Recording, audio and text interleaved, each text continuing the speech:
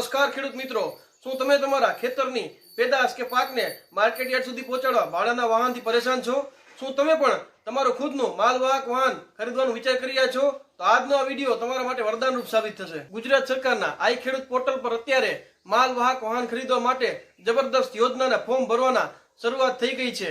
માટે આજે આપણે જાણીશું કે આ યોજના દ્વારા કોને કેટલી સહાય મળશે અને કેવી રીતના ફોર્મ ભરવું. ખેડૂત મિત્રો, સરકારી યોજનાઓ અને સહાયને લગતી તમામ માહિતીઓ અમે તમને આપીએ છીએ. માટે જો તમે અમારી ચેનલ પર પહેલી વખત આવ્યા છો તો અમારી ચેનલને સબસ્ક્રાઇબ કરો. ખેડૂત ભાઈઓ, આ યોજના હેઠળ તમે મીડિયમ સાઇઝના ગુડ્સ કેરેજ વાહનો એટલે કે માલવાહક વાહનો ખરીદી શકો છો. આ વાહનોની ક્ષમતા 600 કિલોગ્રામથી લઈને 1500 કિલોગ્રામ સુધીની હોવી જોઈએ. ખેડૂત મિત્રો, સહાયનું ધોરણ બે ભાગમાં વહેંચાયેલું છે. પહેલા ભાગમાં નાના, સીમાંત, મહિલા, અનુસૂચિત જાતિ અને અનુસૂચિત જનજાતિના ખેડૂતો સમાવિષ્ટ છે, જેમને માલવાહક વાહન ખરીદવા ઉપર કુલ ખર્ચના 35% અથવા મહત્તમ ₹75,000 આ બેમાંથી જે ઓછું હશે તે સહાય મળી શકે છે. બીજા ભાગમાં છે સામાન્ય અને અન્ય ખેડૂતો, જેમને માલવાહક વાહન ખરીદવા ઉપર કુલ ખર્ચના 25% અથવા મહત્તમ ₹50,000 આ બેમાંથી જે ઓછું હશે તે સહાય મળી શકે છે. દર્શક મિત્રો, હવે આપણે વાત કરીશું જરૂરી ડોક્યુમેન્ટો વિશે.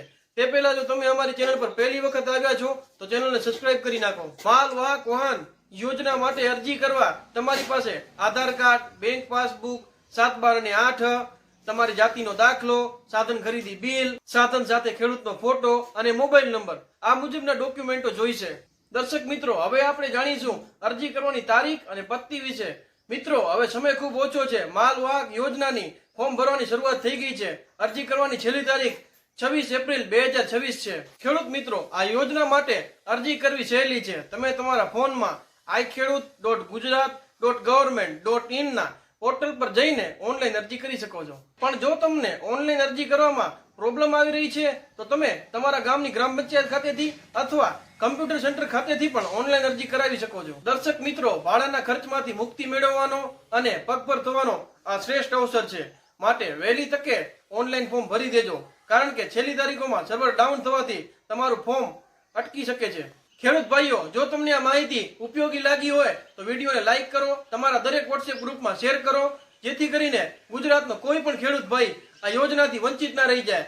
અને જો તમે અમારી ચેનલ પર પહેલી વખત આવ્યા છો તો ચેનલને જરૂરથી સબસ્ક્રાઇબ કરો. અને જે પણ ખેડૂત ભાઈ ટ્રેક્ટર લેવાનો વિચાર કરી રહ્યા છે તે સ્ક્રીન ઉપર આપેલો આ વિડીયો જરૂરથી જુઓ. ફરી મળીશું બીજી યોજનાઓ વિશેની માહિતી સાથે. ત્યાં સુધી બધાને રામ રામ.